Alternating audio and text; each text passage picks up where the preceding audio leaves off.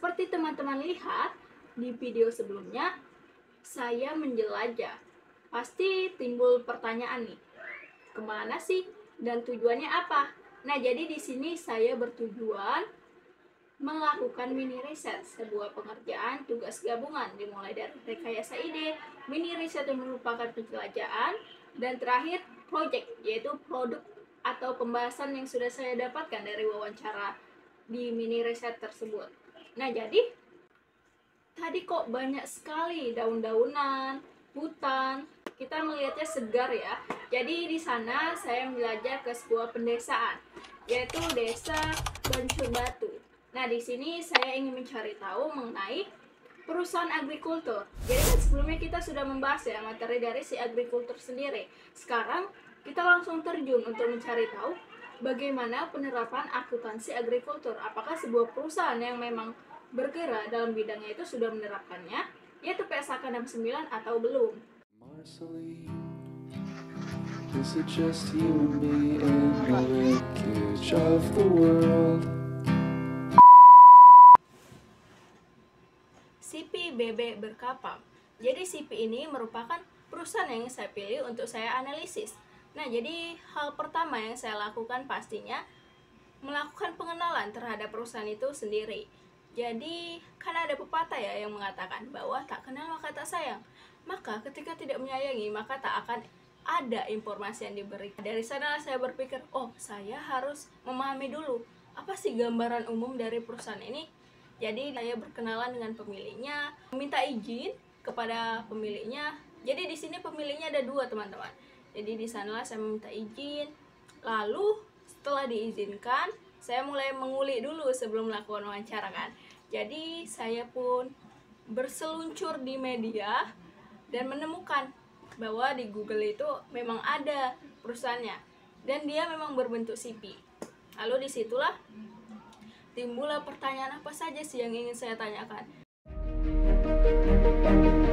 Nah, jadi hal pertama yang saya lakukan adalah mencari tahu company profilnya apa aja sih isinya dan apa aja yang perlu kita ketahui.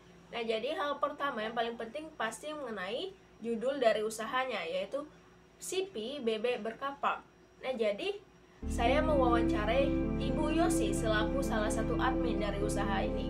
Nah, jadi dikatakan bahwa usaha ini sudah berdiri dari 14 tahun yang lalu, yaitu di tahun 2010. Nah, jadi apa sih yang melatar belakangi pendirian usaha ini?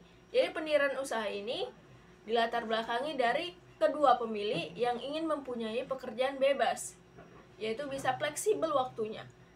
Dan juga si pemilik melihat bahwa memang ada peluang nih mengenai telur bebek dan sebagainya, sehingga penghasilannya pun terus berjalan. Lalu gimana sih pengelolaan usahanya? Jadi usaha ini ditempatkan di daerah yang agak berdalaman untuk kandangnya, dikarenakan agar tidak mengganggu masyarakat sekitar. Jadi di sini ada kepedulian perusahaan terhadap lingkungan. Udah bisa bertelur semua Kak? Atau ada yang enggak bertahap? Oh, bertahap. Karena kita masuknya juga bertahap. Oh, jadi ada penggolongan antara kandang atau bagaimana Kak yang membedakan? Enggak sih, karena kandangnya tetap sama. Cuman kan dia masuknya biar nanti dia bertahap. Jadi kawannya yang tua ini dijual, yang satu lagi ini udah bertelur gitu kan. Terus nanti yang ini bertelur, ini udah tua, yang ini udah bertelur, jadi yang ini masuk lagi gitu-gitu. Bertahap jadinya dia. Oh, jadi nggak ada pemisahan dan antara yang belum menghasilkan sama yang enggak, sama aja kandangnya sama tetap. Oh, sama disatukan ya Kak. Jadi pada tahap awal akuntansi, yaitu pengakuan, perusahaan ini belum mengakui adanya pengelompokan antara aset biologis, di mana biasanya kan ada dua itu ya teman-teman. Aset biologis menghasilkan dan aset biologis belum menghasilkan. Namun perusahaan ini langsung saja mencampurkannya menjadi satu, dan itu pun satu kandang. Tapi saya mendapat informasi lanjutan bahwa dalam satu kandang terdapat bebek menghasilkan adalah sebesar 85% dari populasi dalam satu kandang itu. Nah, dalam satu kandang tersebut terdapat populasi bebek sebanyak 200 ekor. Lalu, ada berapa banyak kandang di sana? Menurut informasi yang ada, kandangnya adalah 56. Sehingga, jika kita hitung semuanya, maka Karena setiap kandang ada 200 ekor, maka dalam 50 kandang terdapat 1.200 ekor bebek.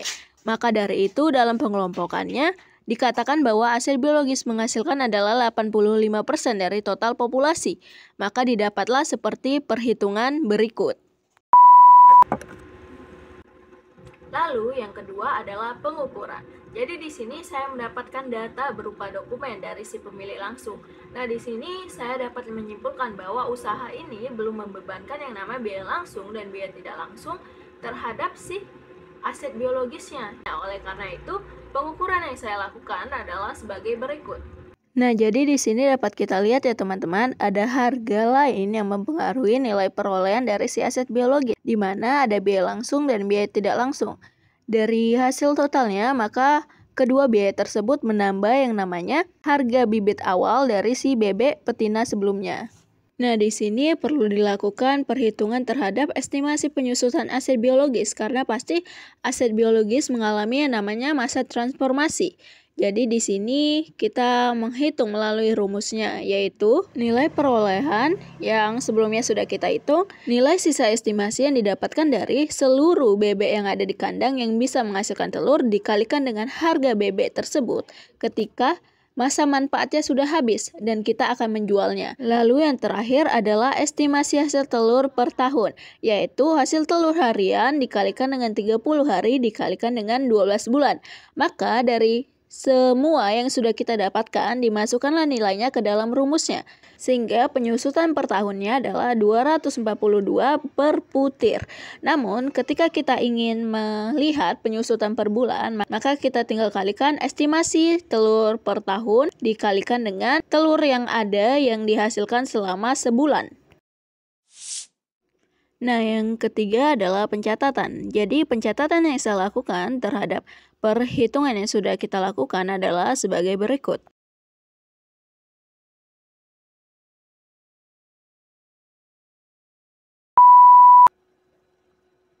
Jadi selanjutnya adalah proses pengungkapan. Nah, jadi kan seperti yang saya katakan sebelumnya bahwa aset biologis itu mengalami masa transformasi, otomatis harga dari atau nilai perolehan dari si aset ini bisa bertambah maupun berkurang tergantung apa yang terjadi dalam masa periode aset tersebut. Nah, jadi pengungkapan ini dilakukan seperti berikut. Nah, teman-teman melihat kan kalau ada perubahan dalam nilainya. Jadi di sini kita melakukan estimasi saja di mana aset menghasilkan yaitu 85% dikalikan dengan hasil akhir si aset biologis, sedangkan si tidak menghasilkan atau belum menghasilkan adalah 15% dikalikan dengan nilai si aset biologis yang di sebelumnya ini. Bebek ini di dalam pencatatan kakak diakui sebagai apa? Aset sih, lancar. Karena perputarannya juga kan setiap hari, terus gitu kan nanti pun dia pas udah tidak berproduksi kan juga dia bisa menghasilkan gitu kan, dijual akhir kan juga menghasilkan gitu kan. Dan kita masuk dalam proses terakhir yaitu penyajian. Nah, di sini kita melihat ya dikatakan bahwa penyajiannya aset biologis ini dimasukkan dalam aset lancar atau aktiva lancar. Karena kan masa transformasi dari si aset biologis ini belum bisa menghasilkan sampai bisa menghasilkan telur adalah di bawah 1 tahun. Namun sebenarnya seharusnya aset biologis ini dimasukkan ke dalam aset tidak lancar, karena aset biologis ini mengalami masa transformasi sampai ia dijual atau tidak dipergunakan lagi karena masa manfaat yang turun adalah 1,5 tahun. Maka dapat dikategorikan bahwa aset biologis ini adalah aktiva tidak lancar. Lalu sudahlah habis apa yang saya sampaikan. Jadi di sini teman-teman, jika ada saran maupun perbaikan yang harus saya lakukan, saya akan dengan lapang dada menerimanya karena saya tahu bahwa kita sama-sama belajar di sini. Jadi wassalamualaikum warahmatullahi wabarakatuh. Mohon maaf jika ada penyampaian salah dan terima kasih sudah mendengarkan. Saya Jan Safira Sani undur diri.